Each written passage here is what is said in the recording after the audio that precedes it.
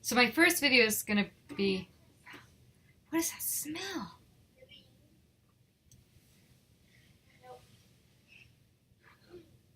I'll be right back.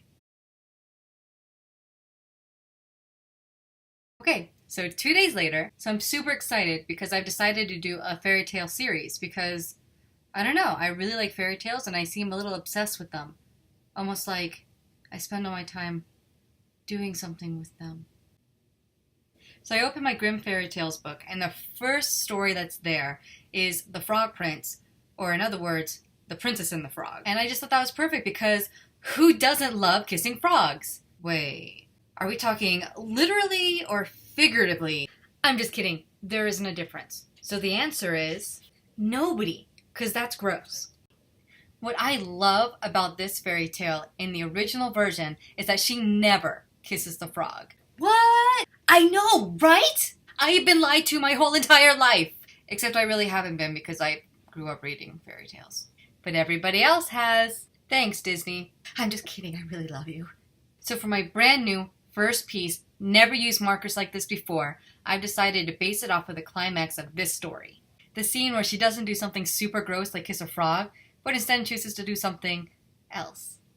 So I thought it would be totes awesome if I read the fairy tale so you would know exactly what happens in the story. So you can watch me do the drawing, hear the fairy tale, and then hear me tear myself apart at the end, because that's what this is about. Me growing and excelling and getting better and yes.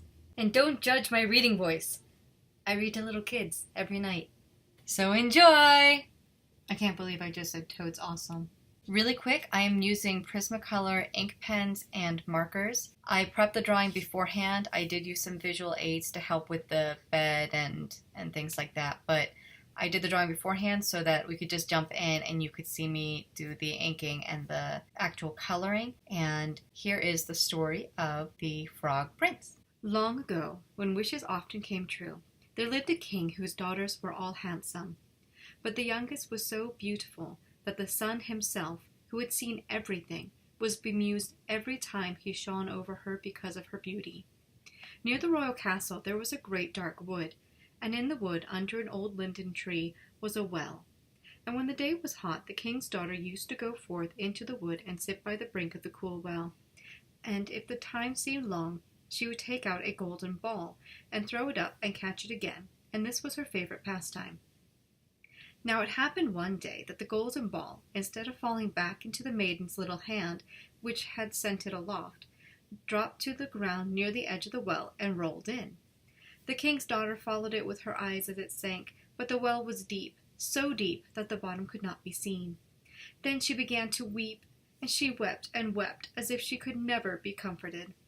And in the midst of her weeping, she heard a voice saying to her, "What ails you, king's daughter? Your tears would melt a heart of stone."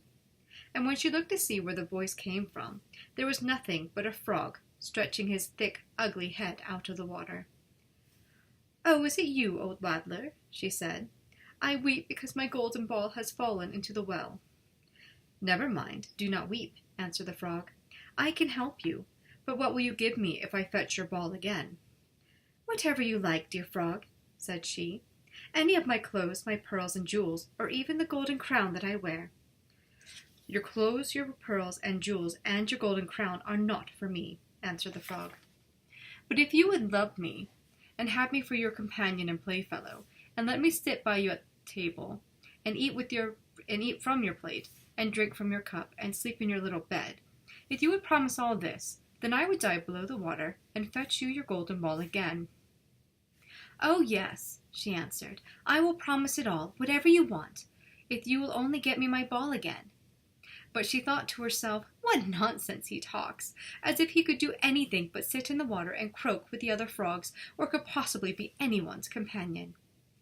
But the frog, as soon as he heard her promise, drew his head under the water and sank down out of sight. But after a while he came to the surface again with the ball in his mouth, and he threw it on the grass. The king's daughter was overjoyed to see her pretty plaything again, and she caught it up and ran off with it. "Stop! Stop!" cried the frog. "Take me up too. I cannot run as fast as you." But it was of no use, for croak, croak after her as he might, she would not listen to him, but made haste home, and very soon forgot all about the poor frog, who had to betake himself to his well again.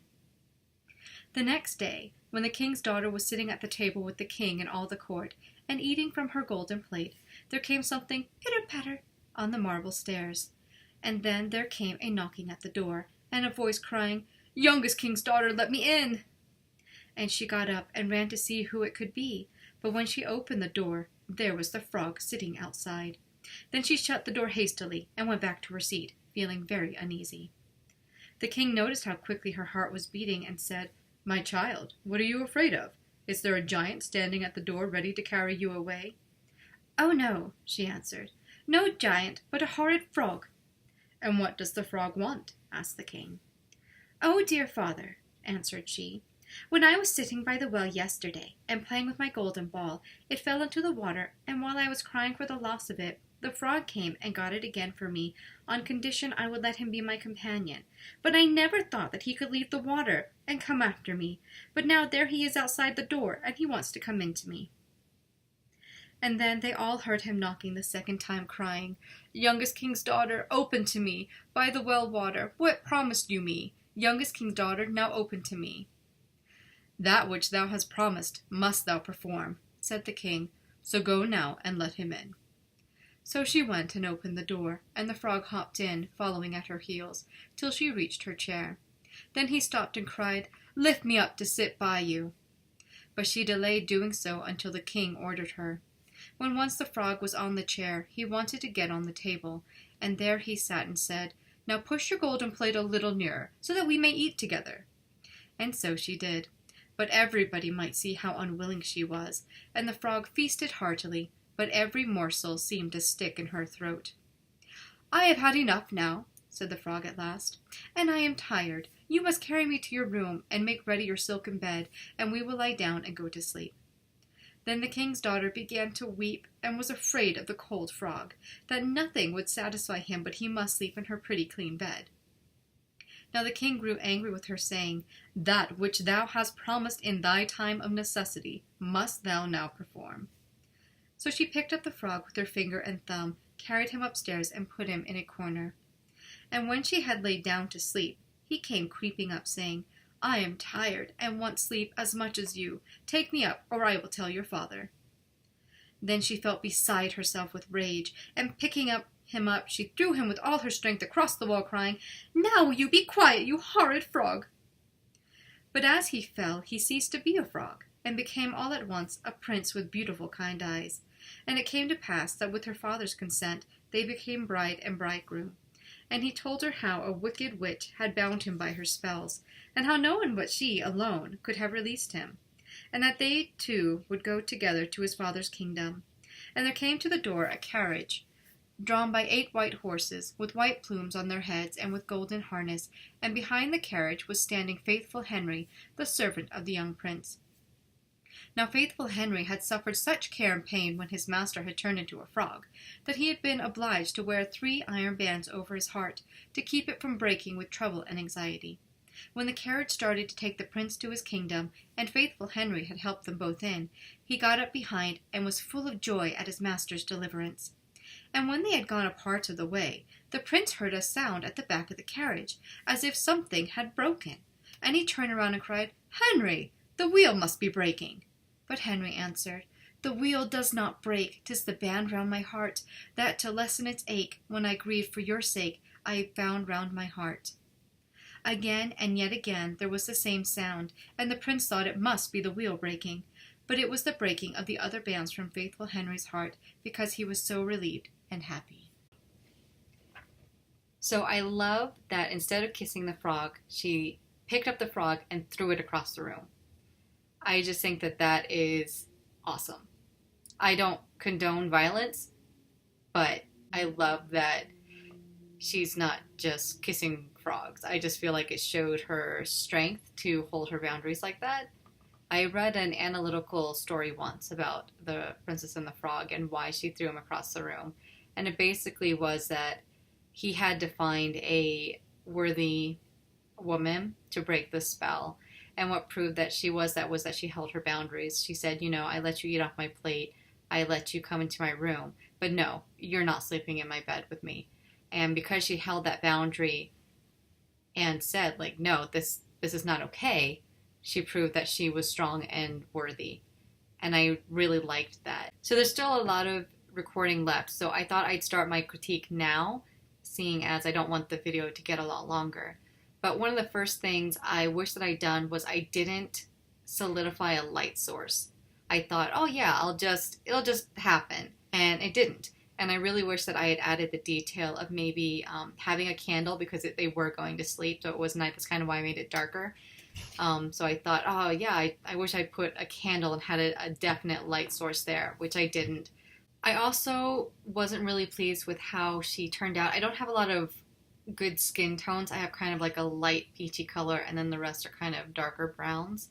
So I want to practice doing skin tones better, which is funny because when I do my oil paintings, skin tone is one of the things I'm best at, but I don't know how to manage that with the markers. So I feel like her skin tone wasn't as nice and have as much depth as, say, the bed. The bed, I was like, oh, it's a bed, whatever, I'll just color this, and I think the bed turned out really nice.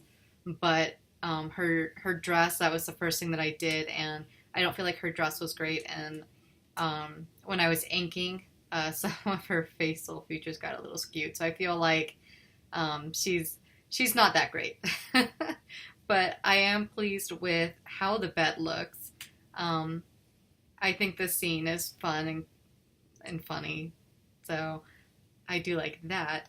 I'm anybody who knows me as an artist knows that I don't do backgrounds or landscapes. This is actually landscape. I mean, not that this is a landscape, but I usually just draw people. So, which is funny because my person turned out so bad.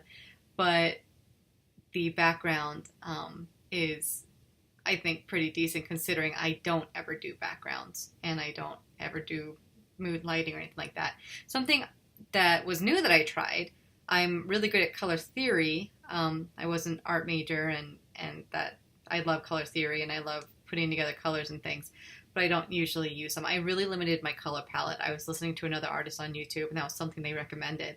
So I kept myself to, I wanted him to pop, so I used the greens and I tried to make him more of a cooler colors. But then everything else I used either yellow or reds, and that's why her dress is pink. I'm actually not a pink fan, but I made her dress pink and her bed red and everything else is yellows and warmer tones, and he's slightly cooler. So that was something that I was different from what I was used to. And so I'm pretty pleased with how it turned out. Things I would do differently, I think I'd keep the limited palette. I enjoyed doing that. I practice more with skin tones. I'd be more careful while I'm inking to make sure that my drawing doesn't get skewed. And I'd find a definite light source and work more on the shadows and, coming from that light source. Otherwise, I feel like for the first time of ever doing markers, it's not too bad. I want to play with it more for sure. Thank you for joining me on my first art critique and video. I'm going to be doing a lot more of these, so if you want to see something else or you want to see more or you like it or don't like it or whatever, just give me some feedback because I want to make things that people enjoy watching as well as practicing my art. So thanks for watching, and if you want to know when I'm posting videos, go ahead and subscribe. Thank you! I see a clock. Lucky.